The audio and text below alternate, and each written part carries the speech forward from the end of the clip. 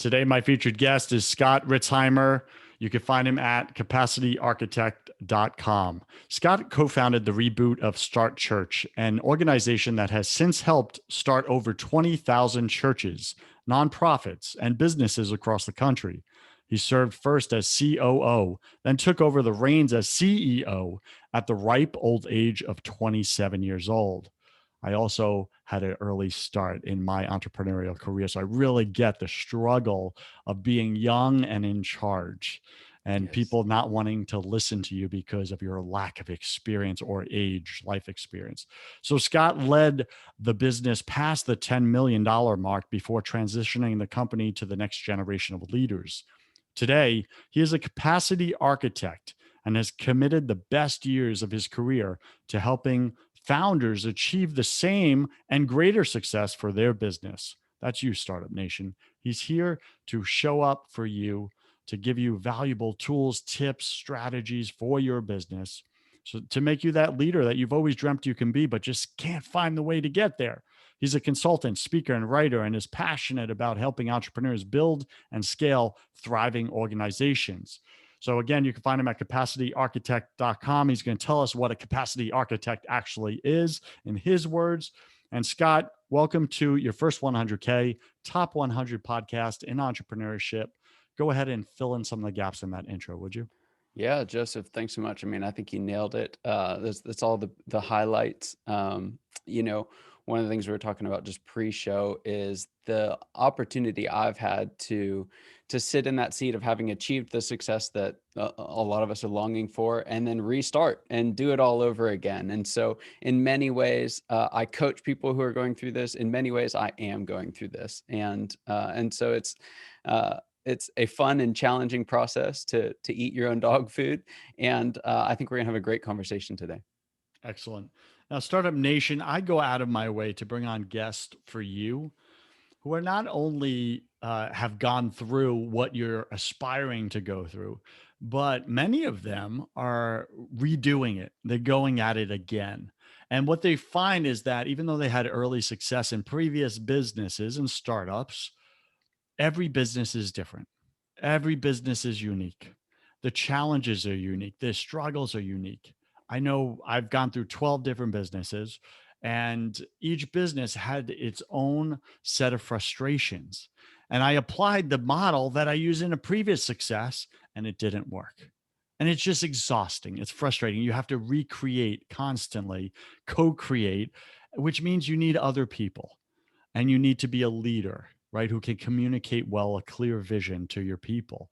So, Scott, before we get into it, go ahead and take a minute, share something personal about you that very few people in your business life actually know. So we'll just open up the whole can of worms. And what many people don't know, what basically nobody knows, is that a big part of me starting this business was the death of my daughter, Mm. who was 1 month old at the time. She lived for 30 days in the NICU here in Atlanta. And when you go through something like that, it really, really shakes you. And I think many people have, their rock bottom stories. And that was certainly mine. And one of the things I've shared on several of these podcasts I've been on is um, listening, you have an opportunity to learn some of the same lessons I did without having to experience some of the same things that I did. And, I hope that I can do honor by her in carrying that message forward. Mm. Thank you for going there and just being vulnerable and transparent about a human struggle, a Yeah. very real human struggle. Grief, loss of someone you love dearly. And when it's a child, innocence, purity. Why? Right. And if we're people of faith, for all of you out there who are, we look up to God and we question him. Why? Why take her? Why did you allow that? And sometimes it's not a why question, it's a what question. What do you want to teach me? What do you want me to do with this pain? Who? Right? It's also a who question. Who do you want me to help? Who do you want me to be there for who is going through this or is about to go through something similar? right? So many times I think Startup Nation, if you change the questions you ask, you will change the results you get. Very If you much so. change the questions you ask, you will change the results you get. So if you're not getting the results you're looking for, consider changing your questions. You may not have the right ones. Scott, what do you want to say to that personally? I think that's great. I've pretty much given up on the why question, specifically the biggest whys that I want to know. There'll be a time for that. That time's not now. Um, when she passed, the first words that I said was, God, I will always love you. I will always love my wife, and I will always love my boys. And so I think you hit the nail on the head with that who question, and even extending that to what I do now, felt like God was saying, hey, you've done your thing, which sounds funny. Like I'm in my mid 30s, right? But it's like, you've done your thing. I want you to help others do their thing. And that drives every decision that I make from a business standpoint is, am I putting myself in a position to help other people do their thing, to recognize the nobility in their work, to remove the obstacles that are preventing them from doing their work, which I think is a huge part of what you're doing on this show. And it's a big part of the reason why I do so much free content, and we can get into that a little bit later. But it's just my goal is not to monetize this thing. My goal is to genuinely help move people downfield. Mm. Now, you know, so many business experts out there would say, Scott, you got it wrong. You should be doing both. You need to monetize the good work that you're doing. How do you respond to that? I think that it'll come. I think, there are those who I can help more by engaging one-on-one, and that is monetized, just to make ends meet on my end, and to be able to afford the ability to give away content. So I really don't have any tension around, can you make money and be on mission? I think you have to. I think the moment that you don't, something very bad has happened, and that'll catch up with you eventually. So I think the way that I manage that tension is every bit of free content that I give has to be quality in and of itself. So if I only ever make content to lead to something that somebody pays me for, I've not really done my job. But if I make great content, and people, I tell people all the time, like, you don't have to hire me, just use what I told you to do for free. Now, unfortunately, a lot of people don't, and so then they hire me and I do the same thing that I told them to do for free. And sometimes we just need that. I recognize that. I love that. I appreciate it. My favorite thing to do is sit in the room with a founder and their team. And so, it affords me the ability to do that. But again, to answer that tension succinctly, it's when I give away content, I'm giving away content unto itself. I get that. So let's shift for a moment here because I believe you're in a very interesting position right now that can speak to a lot of the hearts and minds of my listeners. And that is, you left a team environment, a successful business team environment, doing millions of dollars. And now you're out on your own flying solo. Many people, though they have the solo entrepreneur title, they tend to do the lone wolf approach to business, and it's their idea, it's their baby, so they try to protect it, Yeah. not share it. They don't ask for help. They tend to go it alone. Speak to that for a second. Not only the lone wolf approach, why it works or why it doesn't work, and then also your own personal challenges, being out on your own without the team this Yeah. time. Yeah, there's so much there. There's a very unique challenge that entrepreneurs have because they're doing something that most people think can't be done. And that takes an internal resolve to say, no, I'm going to do it. And and so the very thing that will make you successful is the very thing that will isolate you. And you can't throw the baby out with the bathwater. You have to hang on to both. But the challenge that's very specific to entrepreneurs is that they have to step into that really awkward space of that internal resolve. Like, no matter what someone says, "Well, I'm moving forward," which is very necessary, essential at times. And then also the humility to say, I don't have the full picture. And the way that I say it when I'm working with folks is, alone takes a long time. because, every one of us has to learn. When you look at business, and having started nearly 20,000 organizations, I've seen this pattern again and again and again and again and again.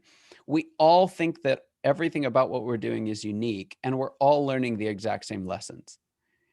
Every single one of us, and there are, yes, plug in a couple unique variables here and there. There's different types of businesses, there's different strategies, of course. But the reality of it is, the toughest things that we'll learn are the things that happen in our heart, not our head. And we're all learning those same lessons. And if you can tap into something like this, free content on a podcast, or a relationship with someone who's been down that road, you don't have to pay for it, but you do have to find other people who are going through it and who have been through the same thing, because they'll help you speed up dramatically through that learning process. Second, do you want to jump on that real quick? No, Anything? no. I think Okay. you landed that plane. Okay, good. Continue. Good. So second question was, how is it moving from a team environment to an individual environment? And it was the single hardest thing about last year, hands down, without a shadow of a doubt.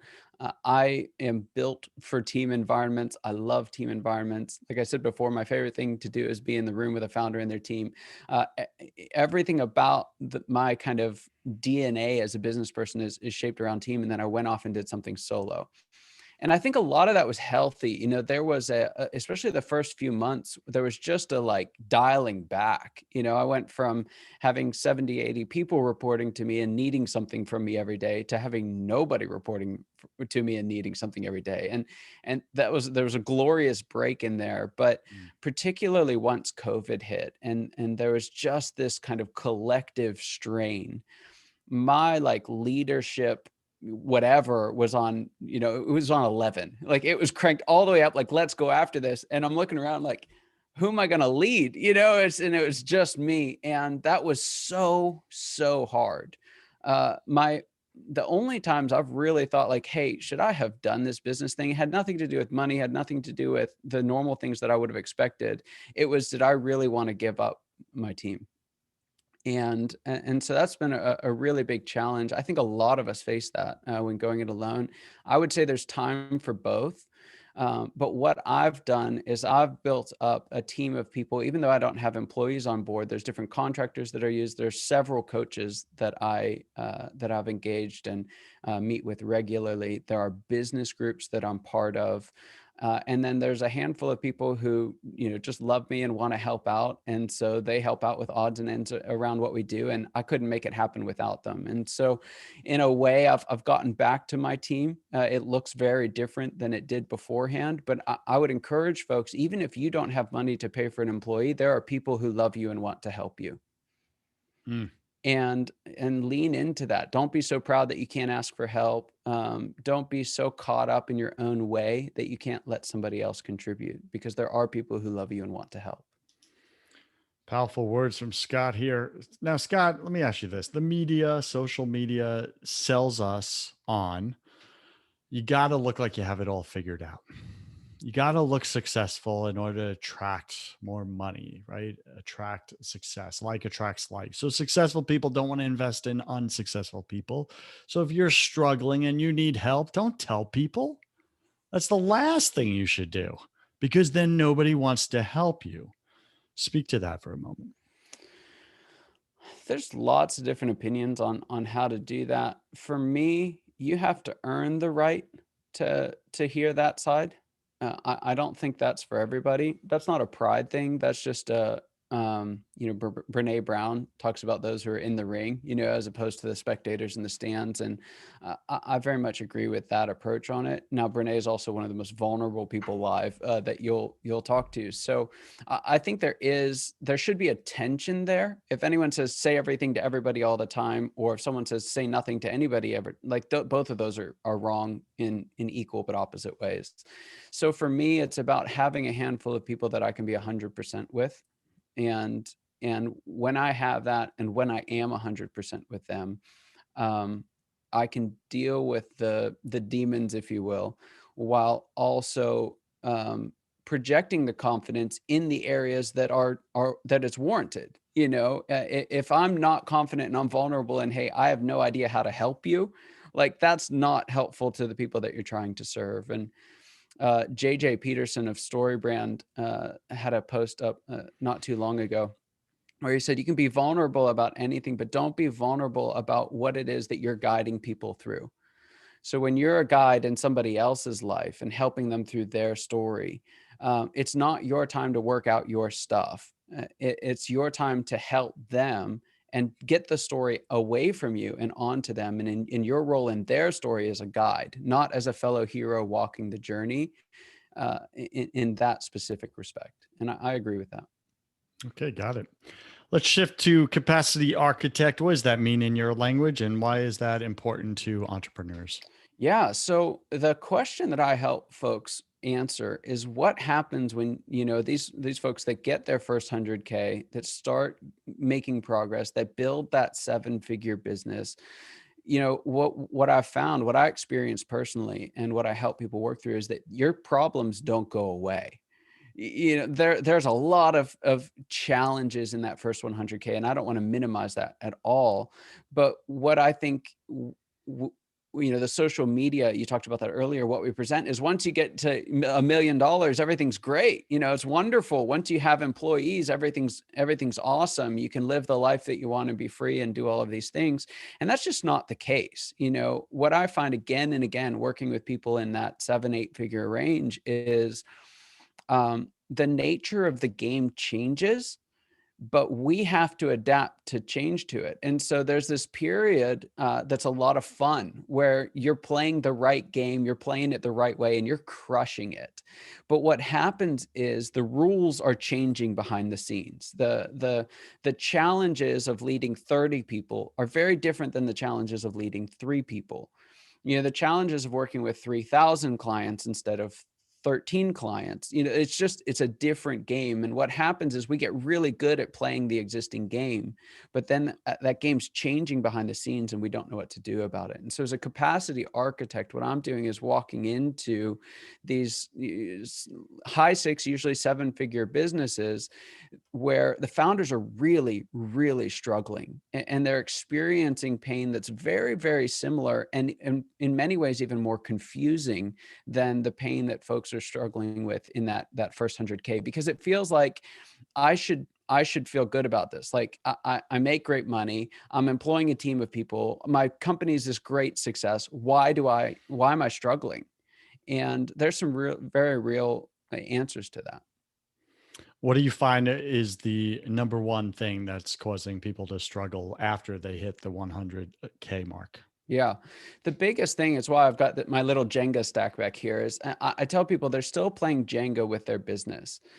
In that first 100K range, more often than not, if a customer asks, can you do this? The answer is yes. And so what happens is we're highly resilient, we're highly adaptive, we're doing whatever it takes to succeed.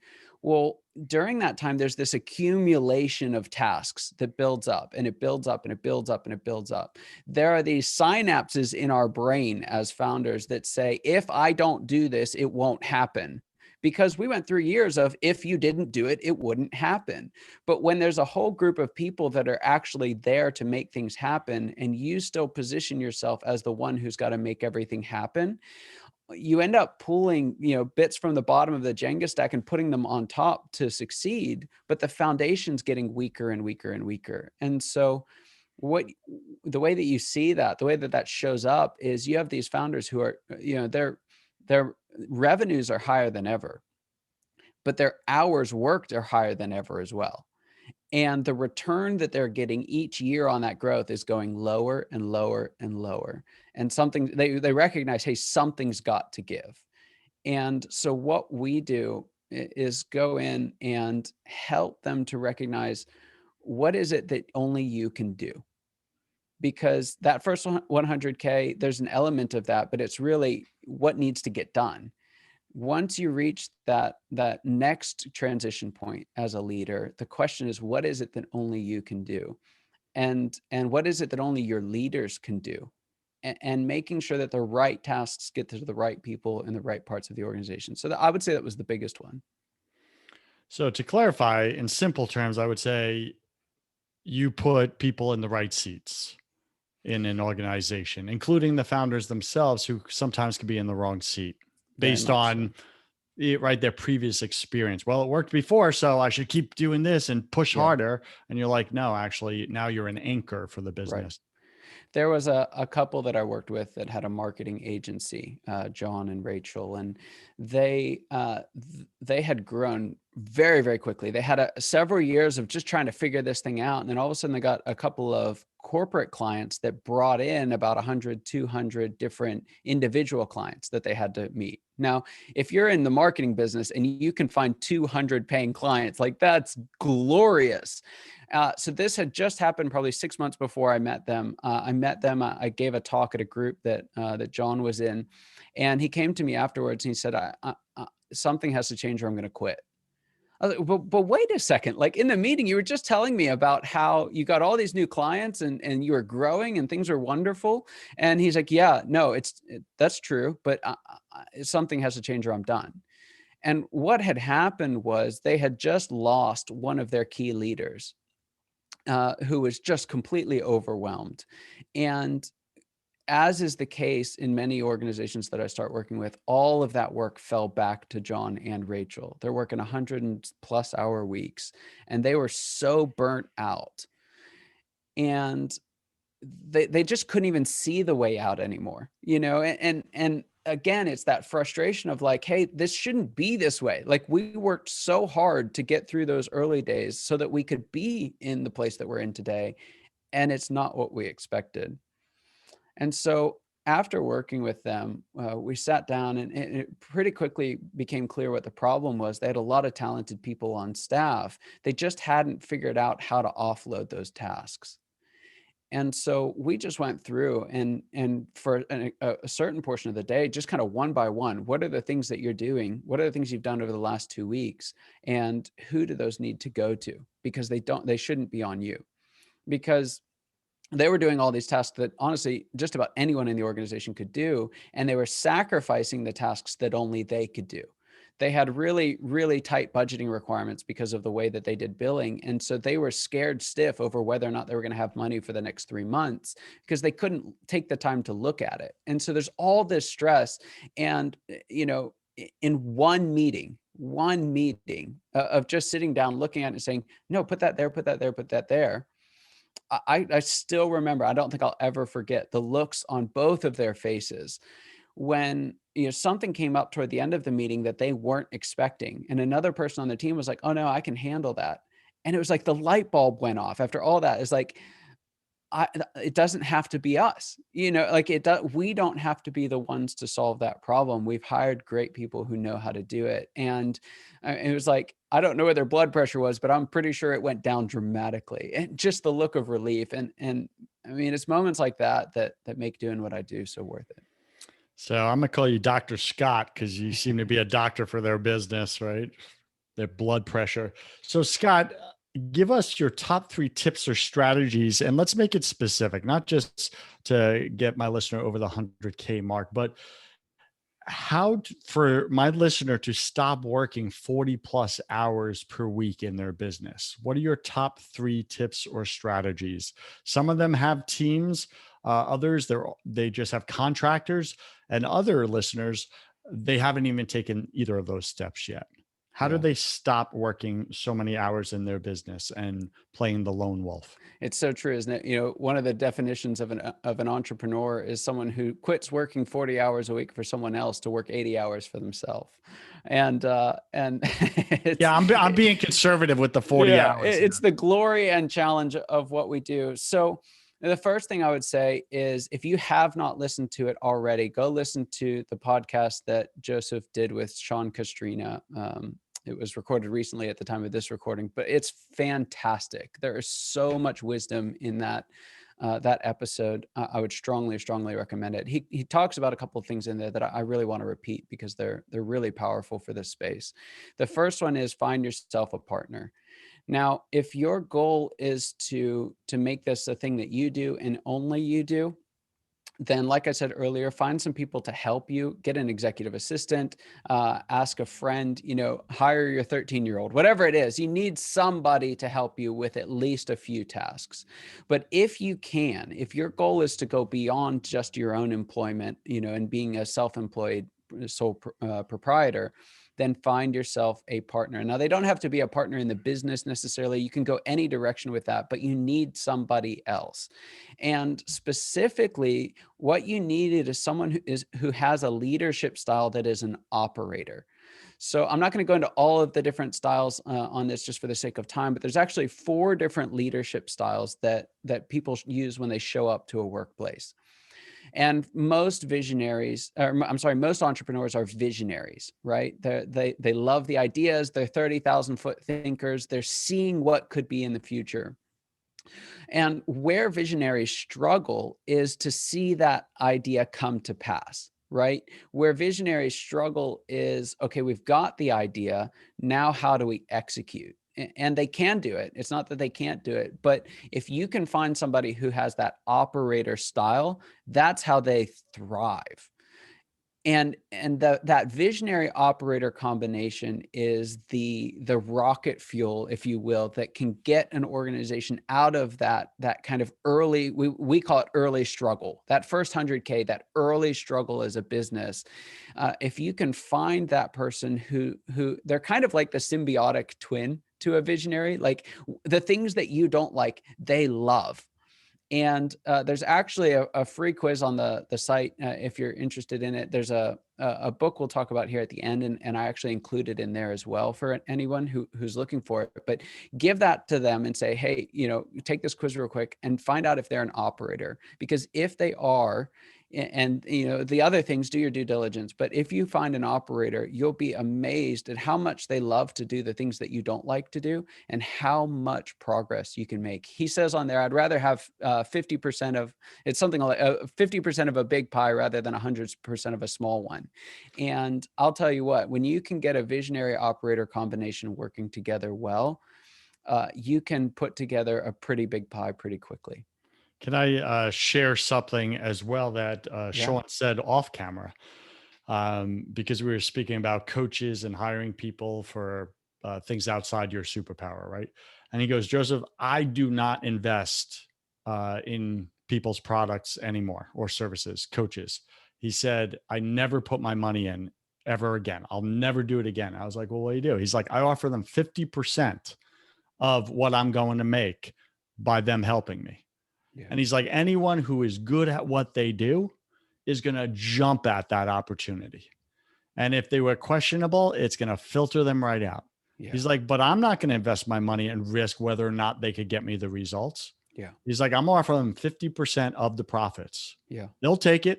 And he's like, it's been working very well for me. And that made me really rethink some of my partnerships as well. So yes, there's something that we call the Artisan Trap. And this is really what's driving most of these hours. As a sole proprietor, when it's just you, he even talks about the 3 things that businesses do, but there's really 2 modes that you're in. There's developing new business and fulfilling existing business. And you can only do one at a time, right? We don't multitask nearly as good as we want. And so what tends to happen is we'll kind of go all in on develop new business, and then we'll have developed all that business and go, shoot, now I have to deliver all that business. And then what happens? We stop developing business. mhm. And so you either get into a cycle, which is really, really painful. It's that kind of famine or feast mentality, or you work so many crazy hours to make both of those happen.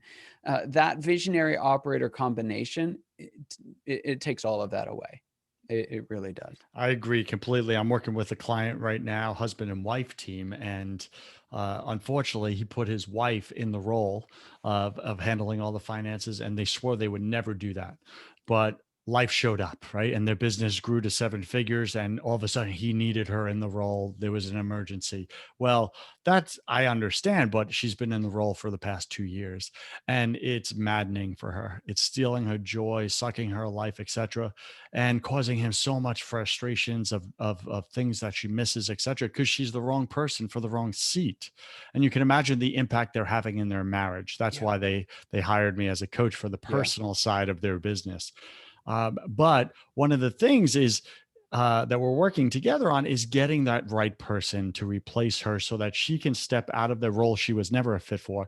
But even more so, to get him back into selling and landing new contracts, because he's completely immersed right now in fulfilling the contracts, but not bringing in the new business. So in the next 12 months, we're going to double his revenue because we're going to get him back to what he was great at to begin with. Does Yeah. that speak to what you're saying? Absolutely. And I see that again and again and again. It is not uncommon for businesses I work with who go through that similar kind of transition to double, to add seven figures to their bottom line. Not even their top line, but it's so powerful what you're talking about today. It's really, really hard to do when you get started. That first 100K is the hardest point to do it, but it's so powerful that if you can work out an arrangement like Sean recommended, or if you can find that person who's just willing to take the risk with you in one way, shape, or form, I would strongly recommend do it. If your goal is to get there one day, do it sooner than you feel like you can. Excellent. So you got to find yourself a partner. That's step one. Make sure their leadership style is operator. Go get the book, the quiz on Scott's website there. What's your second strategy and your third? What do you got? Yep. So second strategy is to focus ruthlessly on finding a profitable, sustainable market. Again, I keep going back to Sean's because it was so good. He gave us great in the trenches language around this. But what we tend to do is we tend to try and build a business that looks good, when what we really should be doing is going out and finding people who want to buy our product and service. And so, especially for entrepreneurs, if you have more of that visionary edge, or whatever that may look like, the tendency is to, as soon as you get a little bit of success, you kind of wave the success flag and you try and jump to the next thing. You don't actually let yourself build momentum along the way. And so the second thing is to really focus in on that one market where you can find a profitable, sustainable market there, and then ride that wave as long and as deep as you possibly can. I think that's super good advice, Startup Nation. I agree completely with Scott. This is why the most common thing that entrepreneurs struggle with, that my guests struggle with on this show, regardless if they did six figures, seven figures, or eight figures, or even nine figures last year, is imposter syndrome. And I think it's because they haven't spent enough time, like you just said, Scott, developing that market and getting so many victories in that market that their natural confidence has built up to such a level where they don't feel like an imposter. But if they're constantly jumping to the next market or the next shiny object, they didn't really build the confidence that they needed. So then all of a sudden something could shift. You could lose a market, and then they go back to almost ground zero mindset wise, of like, oh, I'm a loser, I'm a failure. If everybody finds out, I don't know what I'm doing. Well, what if you like actually leaned into your market, knew your client backwards and forwards, and actually knew what you were doing? Yeah. That's what you're saying, right? Exactly. Visionaries, they have a very high squirrel factor. It's like the Doug from Up. They all want to go after. They want so badly to be a part of whatever's happening, but man, as soon as that squirrel moves over there, it's like we have to go after it. And that's a massive challenge when you're trying to create momentum in a business. And momentum is what builds confidence, I Yeah. believe. When you get victory after victory after victory after victory, it's undeniable. You have so much evidence that it's working and that you're working. What's your third strategy, Scott? The third one is get a daily routine, and build that routine around quarterly goals. So no matter if you're working by yourself or with a team, it's so easy to run in 1,000 different directions and at 1,000 different times. And you need that consistency of practice. You need to do the hard work you don't want to do, and you got to do it every single day. And so there's so many methodologies on it. And for me, you pick Can you give whichever us one you yours? want. Mine, I bounce around. There's one by Donald Miller that I've used for quite a while. If you go to, I'm trying to think of where people can find it, but if you look for Daily Planner Donald Miller online, you'll find it somewhere. But he's got just a one sheet that you can use. And the thing that I like about it is there's a place on there to say, what you're all about, what your mission is. And I think especially in those early days, it's so important to keep that front and center and make sure that whatever you do that day is moving you toward that mission. My favorite goal setting strategy is it's called OKRs. It's used by a lot of the bigger tech companies, but you can use it as an individual. And if you look up Measure What Matters by John Doerr, that's a great book on the topic. Excellent. Thank you for that, Scott. All right, Scott, we're speaking with Scott Ritzheimer. You can find him at capacityarchitect.com. He's going to tell us what he's got for you, Startup Nation, in just a few minutes. But before we go there, Scott, welcome to my favorite part of the show. Welcome to the hustle round. I'm going to ask you 10 quick fire questions. You'll have about 3 seconds to answer each. Don't overthink it. It's just for fun. Are you ready, sir? Let's do it. What's your favorite thing about being a solo entrepreneur? I love having a vision and getting to go after it. What's your least favorite thing? Being alone. Yeah. What are you most afraid of? I am most afraid of, that's a hard one. I am most afraid of letting customers down once I have them. Like I want so badly for them to win that I don't want to get in the way of their success. That's what Sean spoke about, as well as make sure you deliver on what you promised and what they paid you for. I believe we're all struggling with something at any given moment of our life. It's just part of being human. What are you currently struggling right now with, either professionally or personally? Yeah, I'm struggling with not having a team to lead. I got very good at delegating tasks, and so I got to get really good at doing tasks, and that's a bigger challenge than I want to admit.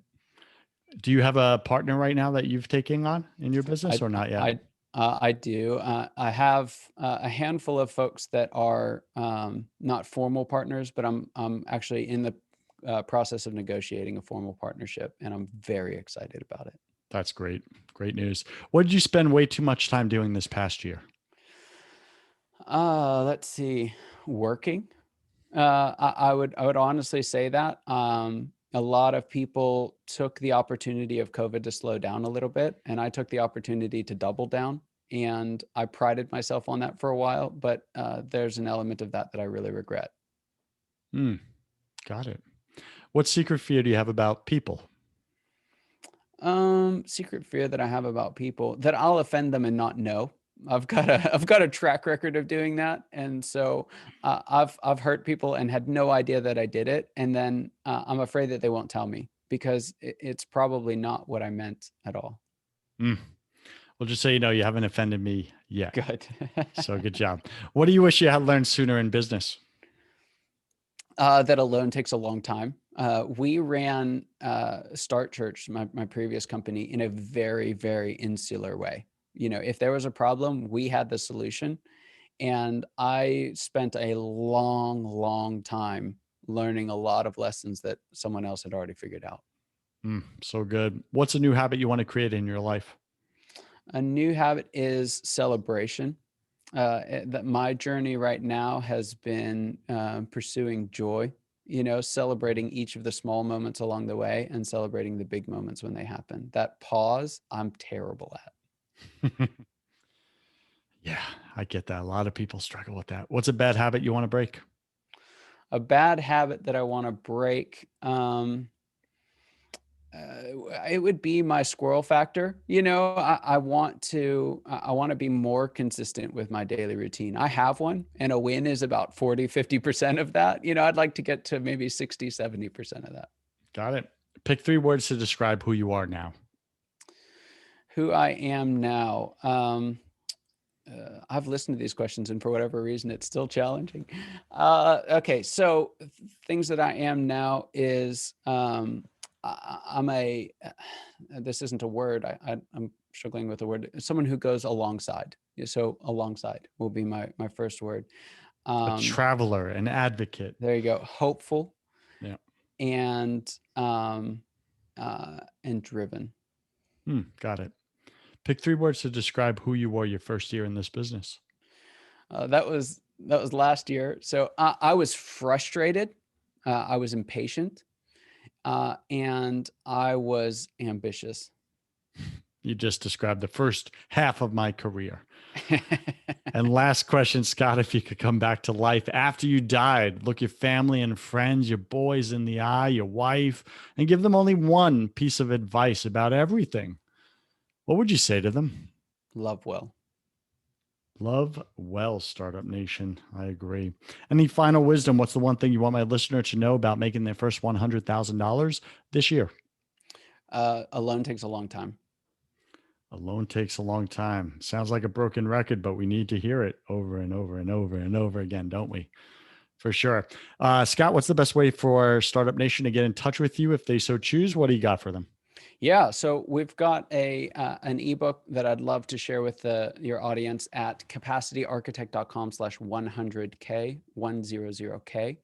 And basically it walks through 3 problems that successful founders face. So there's a lot in there to learn, even in your first 100K, but there's a lot in it to help you avoid these problems altogether. None of them have to be experienced if you know that they're coming. So I'd strongly recommend that you check that out. It's got a bunch of other useful tools in there for building teams and finding those partners that will really help move you forward. Startup Nation, go get that free book from Scott, that free download.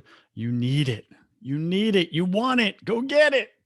You can find that at capacityarchitect.com/100K. Scott, thank you for being on your first 100K. I wish you God's love, peace, and joy in your life, my friend. Thanks so much, Joseph.